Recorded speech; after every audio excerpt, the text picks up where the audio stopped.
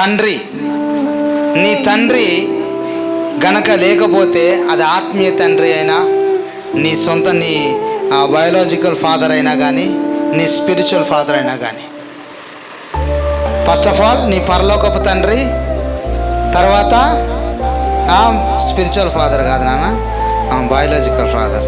అవునా? ఎవరు? మీ తండ్రి, మీ నాన్న, తర్వాత ఆత్మీయ తండ్రి. వీరి ముగ్గురు లేకపోతే ఈరోజు నువ్వు ఈ ప్రదేశంలో ఉండే వ్యక్తివి కావు.